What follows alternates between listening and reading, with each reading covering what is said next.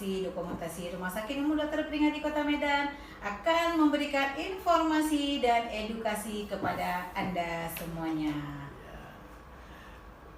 Assalamualaikum, selamat pagi bagi kita semua dan salam sehat. Saya Dr. Taufik SPTHT sebagai Ketua Komite Mutu Rumah Sakit Dr. Pringhat Kota Medan. Pada kesempatan hari ini ingin memberikan suatu informasi penting di dalam podcast rumah sakit kita, di mana tentang peningkatan mutu rumah sakit, di mana Komite Mutu sebagai unit penyelenggara tata kelola mutu. Kami akan mendalami itu apa itu Komite Mutu, peran kami dan bagaimana kontribusi dalam meningkatkan pelayanan kesehatan di rumah sakit kita tercinta ini.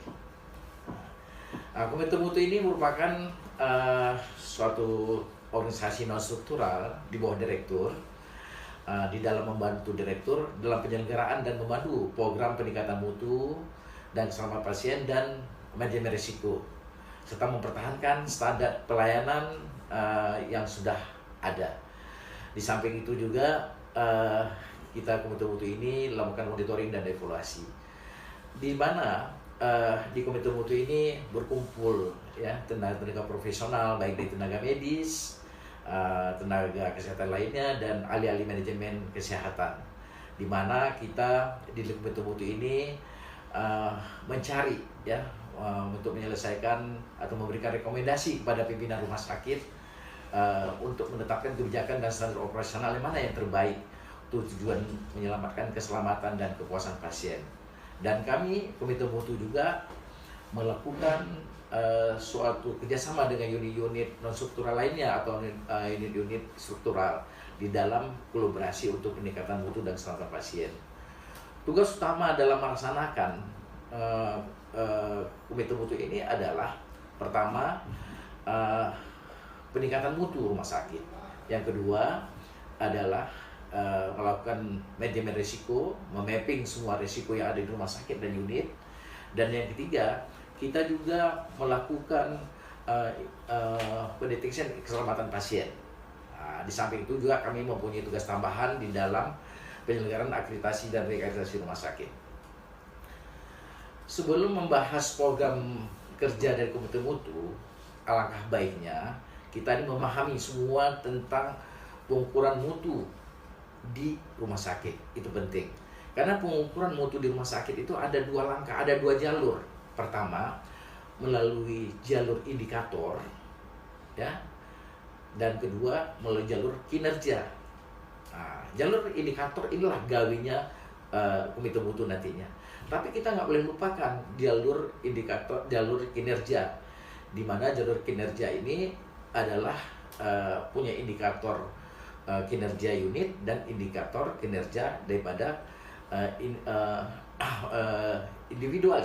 individual, di mana unit itu ini yang pernah kita dengar yang namanya SPM, yang ini merupakan di bawah penguasaan daripada bagian medis. Sedangkan yang sifatnya individual ini biasanya dilakukan oleh komite medis untuk dokter yang namanya OPPE, Ongoing Professional Practice Evaluation.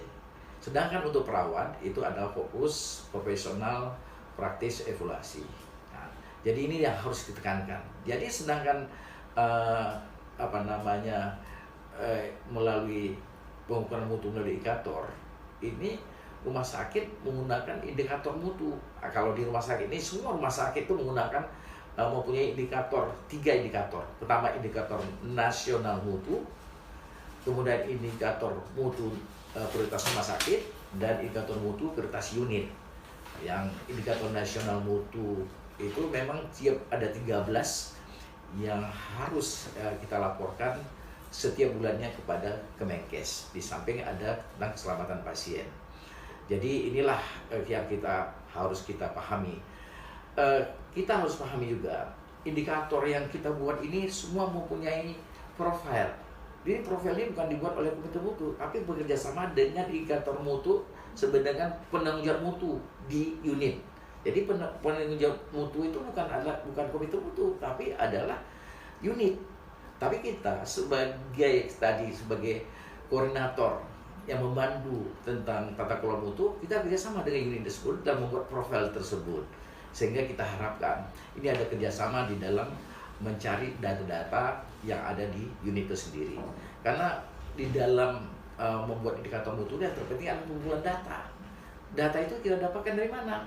Dari data rekam medis, dari tentang kepuasan pasien, dan dari laporan-laporan insiden yang ada di unit itu.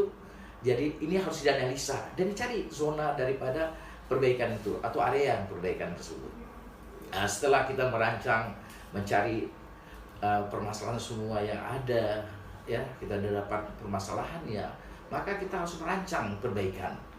Nah, makanya kalau indikator nasional mutu, ya, dan kemudian ada seperti tugas daripada komite mutu itu mempunyai tugas perbaikan mutu, maka kita punya tools yaitu PDSA. Untuk manajemen risiko kita punya tools yang namanya FMEA. Untuk insiden keselamatan pasien kita punya tool RCA. Ini kita analisa, kita perbaikan semua data yang masuk. Dari hasil itu kita akan membuat langkah-langkah. Maka kita akan sampaikan pada pimpinan, baik pimpinan rumah sakit yang tertinggi, kepada pimpinan diri terkecil, kita sampaikan apakah nanti perlu adanya suatu perubahan daripada SPO, atau ada perubahan, ada lakukan pelatihan tambahan untuk staf, atau penambahan alat-alat medis. Ini sangat tergantung daripada rekomendasi dari kami. Jadi komite mutu hanya sifatnya menerima rekomendasi dan melakukan pemantauan implementasi yang dilakukan setiap yang kami rekomendasikan, dan kami akan evaluasi apakah ini efektif atau tidak. Jadi hal ini secara resmi pun kami dari komite mutu setiap 3 bulan sekali kita akan menyampaikan kepada direktur buat saya laporan PNKP. Karena program komite mutu ada program peningkatan mutu dan keselamatan pasien. Itu kami laporkan setiap 3 bulan sekali. Sedangkan program manajemen risiko itu 6 bulan sekali kami sampaikan direktur. Itu tanggung jawab kami. Di situ ada rekomendasi-rekomendasi yang kami sampaikan. Di samping ada indikator nasional mutu yang seperti saya sebutkan tadi, bahwasanya yang kami laporkan itu setiap bulannya, setiap tanggal 10 melalui e-reporting, dan juga tentang sedang keselamatan pasien yang ada di rumah sakit. Apakah terjadi sesuatu kesempatan yang di luar daripada yang membuat keselamatan pasien itu terganggu atau tidak. Kami akan laporkan ke Kemenkes di dalam suatu aplikasi namanya e-reporting. Jadi kalau ditanya masalah tantangan terbesar kami adalah terhadap besarnya resistensi perubahan, ya, resistensi perubahan.